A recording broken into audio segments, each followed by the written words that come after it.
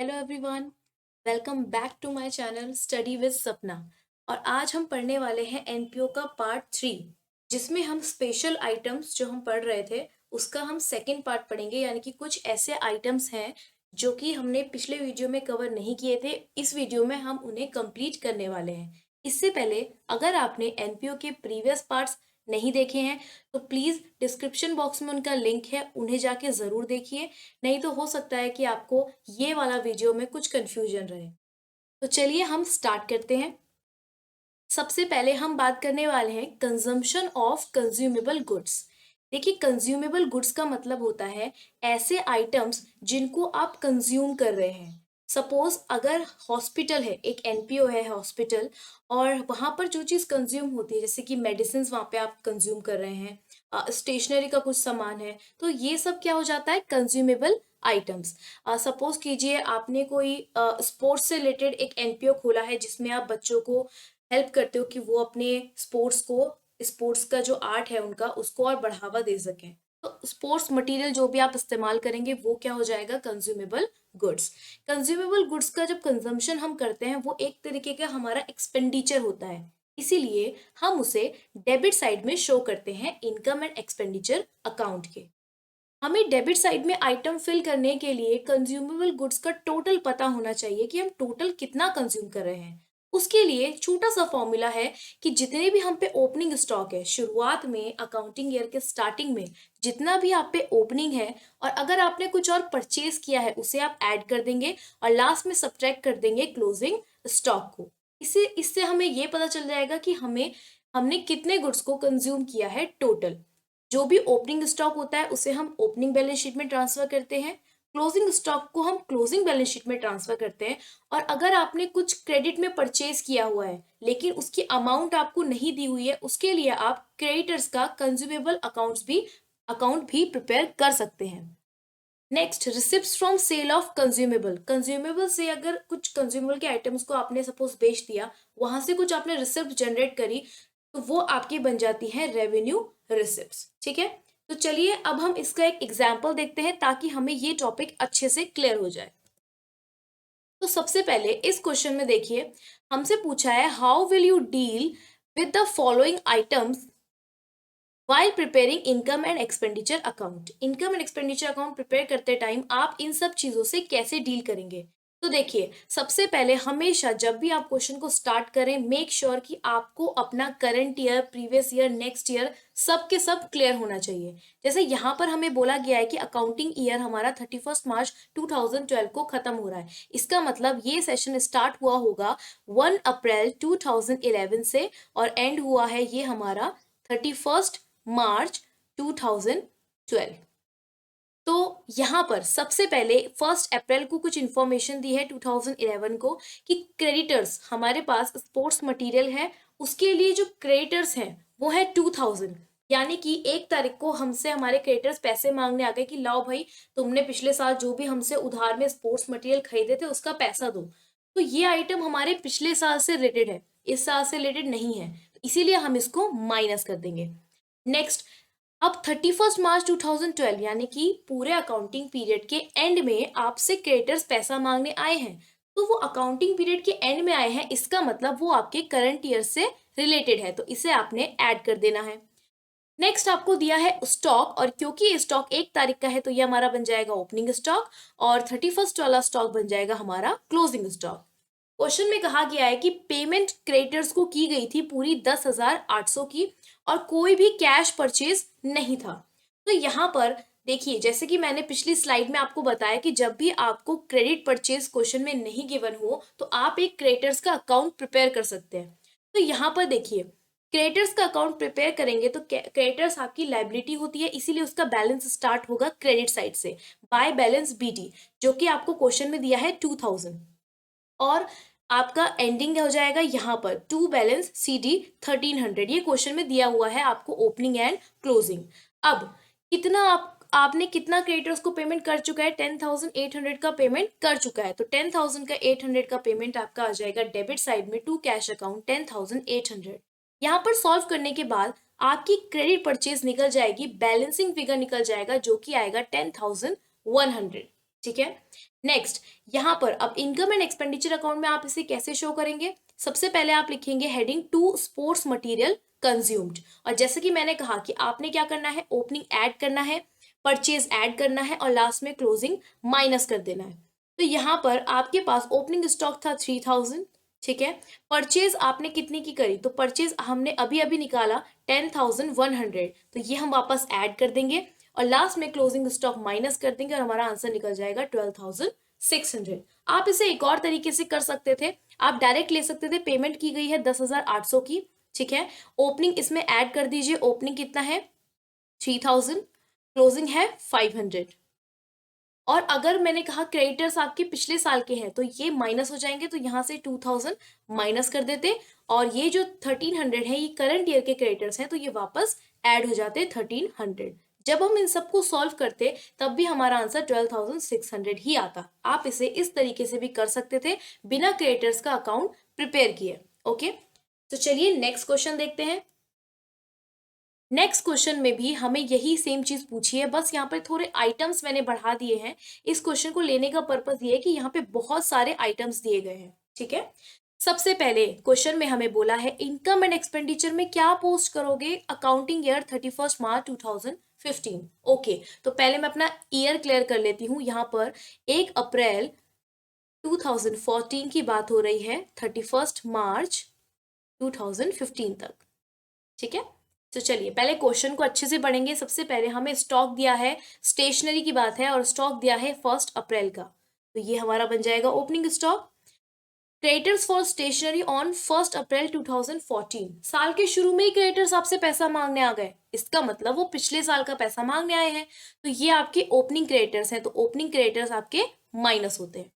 अब advance paid for stationery carry forward on 1 April 2014, आपने stationery के लिए एडवांस पे किया था जो कि 1 अप्रैल 2014 को फॉरवर्ड कर दिया गया, इसका मतलब ये अभी आपके पूरे साल का एडवांस है, तो ये आपके करंट ईयर से रिलेटेड है, वापस से इसे ऐड कर देंगे।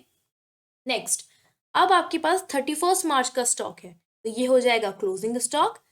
क्रेडिटर्स आपके पास 31 मार्च के हैं, यानी कि इसी साल आपसे साल के आखिरी में अकाउंटिंग पीरियड के एंड में आपके क्रेडिटर्स आपसे पैसा मांगने आ गए, तो भाई देना पड़ेगा, तो इसे हम ऐड कर देंगे। उसके बाद आपने स्टेशनरी के लिए एडवांस पे किया लेकिन 31 मार्च 2015 को, यानी कि पूरे अकाउंटिंग पीरियड के लास्ट में, इसका मतलब आपने आने वाले ईयर के लिए एडवांस में पेमेंट कर दी, तो ये यहाँ से जुड़ा हुआ नहीं है, ये नेक्स्ट ईयर का है, तो इसे माइनस कर देंगे। Next, amount paid for stationery during 2014-15। अच्छा, हमें क्वेश्चन में फाइनली जो चीज हमें बिगिनिंग में चाहिए होती है वो एंड में दी हुई है कि टोटल कितना अमाउंट पे किया गया, वो है 42,000। तो चलिए सब चीज हमने क्वेश्चन को पढ़ लिया है, अच्छे से एनालाइज कर लिया, अब बस हमें इसका सॉल्यूशन देखना है। तो सबसे पहले हमें चाहिए होता है कि टोटल पेमेंट कितनी की गई, दैट इज 42,000। नेक्स्ट, हमने इसमें से लेस क्या किया है, जो क्रेडिटर्स थे बिगनिंग के, क्योंकि वो बिगनिंग के थे, मतलब कि वो पिछले साल से जुड़े हुए थे, इसलिए उन्हें माइनस कर देंगे, और जो एडवांस हमने साल के आखिरी में पे किया था उसे भी माइनस कर देंगे। तो यहाँ पर हमने 4,000 और 1,500 को सब्ट्रैक्ट कर दिया 5,500 और यहाँ पे आया 36,500। Next, creditors at end, end में आपसे लोग पैसा मांगने आ गए, इसका मतलब वो इसी साल का पैसा मांगने आए हैं, और आपने एडवांस पे करा है 31 मार्च 2014 को, यानी कि पिछले साल के एंडिंग में, इसका मतलब इस साल के लिए, करंट ईयर के लिए, तो वो भी आप ऐड कर देंगे, यहाँ पे हमारा बन जाएगा 14,000। नेक्स्ट, अब बात करते हैं कि ओपनिंग स्टॉक और क्लोजिंग स्टॉक। सिंपल है, ओपनिंग स्टॉक ऐड कर देंगे, क्लोजिंग स्टॉक माइनस कर देंगे। सारा कुछ सॉल्व करने के बाद फाइनली अमाउंट हमें मिल गई है 54,500, जिसे हम ट्रांसफर करेंगे अपने डेबिट साइड पे इनकम एंड एक्सपेंडिचर अकाउंट के। ठीक है, आई होप ये आपको क्लियर हुआ होगा। बहुत ही इजी है, सिंपल से आपने कुछ बातें ध्यान रखनी है कि ओपनिंग स्टॉक आपका ऐड होता है, क्लोजिंग स्टॉक आपका माइनस होता है। ओपनिंग क्रेडिटर्स, क्योंकि ये ओपनिंग में शुरुआत में ही आ गए, भाई शुरुआत में कैसे आ गए तुम पैसे मांगने, अभी तो मैंने अकाउंट्स मेंटेन करना शुरू ही किया है, तो इसीलिए तुम्हें क्या करना पड़ेगा, इसे डिडक्ट करना पड़ेगा, क्योंकि ये पिछले साल वाले लोग हैं। और अगर क्लोजिंग क्रेडिटर्स दिया हो तो उसे वापस से ऐड कर देंगे। ओके, एक और क्वेश्चन हम सॉल्व करते हैं ताकि हम इसमें अपना बेस बिल्कुल स्ट्रॉन्ग कर ले। तो नेक्स्ट क्वेश्चन हम देखते हैं यहाँ पर, ये वाला क्वेश्चन। तो चलिए अब हम इसको सॉल्व करते हैं। यहाँ पर भी हमें पूछा है, एक क्लब है 31 मार्च 2019 इसका ईयर है, तो सबसे पहले मैं अपना ईयर देख लेती हूँ। 1 अप्रैल 2018 से 31 मार्च 2019। ईयर को अगर आपके माइंड में आपने ईयर क्लियर किया हुआ है कि कौन सा ईयर चल रहा है, तो कभी भी आपको डेट्स को लेके कंफ्यूजन नहीं होती। तो यहाँ पर आपको रिसिप्ट एंड पेमेंट अकाउंट दिया हुआ है, जिसमें रिसिप्ट साइड में आपको दी है बुक वैल्यू 1,10,000 की और बाहर अमाउंट दिया है 1,37,000 की। यानी कि आपने स्पोर्ट्स मटेरियल को सेल किया जिसकी बुक वैल्यू थी 1,10,000 और उसमें से आपने उसको 137,000 में बेच दिया। वाओ, ये तो हो गया हमारा प्रॉफिट। ठीक है, तो यहाँ पे सिंपल सिंपल हमें 27,000 का प्रॉफिट हो गया। नेक्स्ट, यहाँ पर क्रेडिटर्स को आपने पेमेंट करी है 3 लाख की और आपने कैश परचेज किया है 80,000 का। उसके बाद क्वेश्चन में आपको स्टॉक दिया हुआ है और क्रेडिटर्स दिए हुए हैं। ठीक है, तो यहाँ पर 31 मार्च 2018 है, 31 मार्च 2019 है। ये आपका ओपनिंग स्टॉक है तो ऐड हो जाएगा, ये क्लोजिंग स्टॉक है माइनस हो जाएगा, ये क्रेडिटर्स ओपनिंग के हैं तो माइनस हो जाएंगे और ये क्रेडिटर्स क्लोजिंग के हैं तो ये क्या हो जाएंगे, प्लस। तो चलिए अब हम इसका सॉल्यूशन करते हैं।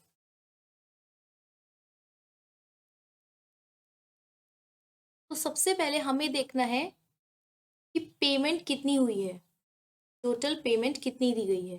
तो क्वेश्चन में देखिए हमें टोटल पेमेंट मेंशन है यहाँ पर 3 लाख, तो इसे लिख देंगे 3 लाख। उसके बाद हमें क्या लेना है कि हमारे क्रेडिटर्स क्रेडिटर्स की इंफॉर्मेशन दी है, तो हमने क्या करना है, ओपनिंग क्रेडिटर्स को हमने ओपनिंग क्रेडिटर्स को क्या करना है, माइनस करना है और क्लोजिंग क्रेडिटर्स को प्लस करना है। ठीक है, तो चलिए ओपनिंग क्रेडिटर्स हमें क्वेश्चन में दिए हुए हैं, ओपनिंग क्रेडिटर्स को हम लेस करेंगे जो कि हमारे क्वेश्चन में है 45,000 और क्लोजिंग को हमने क्या करना है, ऐड करना है जो कि हमें दिए हैं 60,000। इन सबको जब हम सॉल्व करेंगे तो यहाँ पर हमारा निकल के आएगा 3,15,000। ये हमारी सारी की सारी क्रेडिट परचेज है। अब हम इसमें ऐड कर देंगे हमारी कैश परचेज जो कि हमें दे रखी है 80,000। तो ये हमारा बन जाएगा 3,95,000। ये बन गया हमारा टोटल। तो फाइनल हम पे कितना आ गया, 3,95,000। अब यहाँ पर ध्यान दीजिएगा, इसमें से हमने क्या करा है, यहाँ पर देखिए 1,10,000 का मटेरियल सेल कर चुका है, तो इसकी जो भी बुक वैल्यू है उसको हम सेल वाली वैल्यू को डिडक्ट कर देंगे 1,10,000। तो ये आ जाएगा 2,85,000 और फाइनली हमने क्या करना है, ओपनिंग को ऐड करना है स्टॉक और क्लोजिंग स्टॉक माइनस करना है। तो हमारा ओपनिंग स्टॉक जो कि क्वेश्चन में हमें गिवन है 1,20,000, इसे हम वापस ऐड कर देंगे और क्लोजिंग स्टॉक हमें दिया है 1,50,000, तो इसे हम सब्ट्रैक्ट कर देंगे। यहाँ पर टोटल सब कुछ सॉल्व करने के बाद हमारे पास आंसर आएगा हमारे पास 2,55,000 और ये हमारा जाएगा कहाँ, इनकम एंड एक्सपेंडिचर अकाउंट में। ठीक है, अब यहाँ पर आप एक चीज और समझ सकते हैं, 2,55,000 तो इनकम एक्सपेंडिचर में चला गया, लेकिन ये जो प्रॉफिट हुआ है 27,000 का, ये हमारे इनकम एक्सपेंडिचर के क्रेडिट साइड में आ जाएगा क्योंकि ये हमारा इनकम है, ये हमारी प्रॉफिट है। ठीक है, तो ये है हमारा स्पेशल आइटम्स में हमने कंज्यूमेबल गुड्स का ट्रीटमेंट सीखा है और इसके बाद छोटे से 2-3 पॉइंट्स और हैं जिनको हम फटाफट से खत्म करते हैं। तो यहाँ पर है सेल ऑफ पीरियोडिकल्स। ठीक है, पीरियोडिकल्स की जब भी आप सेल करते हैं तो वो आपकी रिकरिंग नेचर की होती है और इनकम होती है, क्योंकि इसीलिए आप उसे शो करेंगे इनकम एंड एक्सपेंडिचर अकाउंट में। सेल ऑफ स्पोर्ट्स मटेरियल, जैसे कि पिछले वाले क्वेश्चन में भी हमने देखा, तो स्पोर्ट्स मटेरियल जो आपने सेल करे हैं उससे जो भी आप इनकम जनरेट करेंगे वो भी आती है आपकी इनकम एंड एक्सपेंडिचर अकाउंट में। उसके बाद है ऑनोरेरियम। ऑनोरेरियम का मतलब होता है ऐसी अमाउंट जो कि आपने उन पर्सन्स को पे करी है जो आपके ऑर्गेनाइजेशन में रेगुलर एम्प्लॉय नहीं है। अगर आपके यहाँ कोई रेगुलर एम्प्लॉय काम कर रहा है तो भाई उनको तो आप देंगे सैलरी, लेकिन कोई रेगुलर एम्प्लॉय नहीं है, ठीक है, आपके ऑर्गेनाइजेशन से बाहर का पर्सन है, तो उसे हम जो पे करते हैं वो होता है हमारा ऑनोरेरियम। जैसे कि अब अगर आपने अपने क्लब में किसी आर्टिस्ट को परफॉर्मेंस देने के लिए बुलाया है तो उसको आप जो भी अमाउंट पे करेंगे वो होगा आपका ऑनोरेरियम, और क्योंकि ये आपका एक्सपेंडिचर होता है इसीलिए आप इसे इनकम एंड एक्सपेंडिचर के डेबिट साइड में शो करते हैं। ठीक है, नेक्स्ट नेक्स्ट आपके दो टॉपिक छोटे छोटे और बचते हैं, endowment fund and government grant. देखिए, इंडोमेंट फंड का मतलब होता है it is a fund arising from a bequest और gift the income of which is devoted for a specific purpose. Specific purpose से जो भी आपको इनकम जनरेट होती है, मतलब ऐसा फंड जहां पर आपने किसी से रिक्वेस्ट की थी, एज अ गिफ्ट वो आप लोगों को दे रहे हैं कि आप इस पैसे को इस पर्पस के लिए इस्तेमाल कर सकते हैं, तो ये आपकी कैपिटल रिसिप्ट बन जाती है, क्योंकि यहाँ पर स्पेसिफिकली मेंशन किया जाता है कि ये फंड किस पर्पस के लिए है, इसीलिए हम इसे शो करते हैं लायबिलिटी साइड में बैलेंस शीट के। ओके, नेक्स्ट आती है गवर्नमेंट ग्रांट। गवर्नमेंट ग्रांट का मतलब होता है कि गवर्नमेंट जो भी हेल्प करती है हमारी किसी भी एनपीओ को चलाने के लिए, तो अगर गवर्नमेंट हमारी हेल्प करती है और जो भी फंड के लिए वो हमें पैसा देती है, अगर वो जनरल है तो उसको आप नॉर्मली अपनी इनकम को ट्रीट करते हुए डाल देंगे रेवेन्यू रिसिप्ट करके, जो कि आएगी आपकी क्रेडिट हो जाएगी इनकम एंड एक्सपेंडिचर अकाउंट में। लेकिन अगर गवर्नमेंट ग्रांट में आपको उन्होंने कुछ स्पेसिफिक बता दिया है कि आप इसी फंड के लिए यूज करें, तो वो आती है आपकी लाइबिलिटी में बैलेंस शीट के।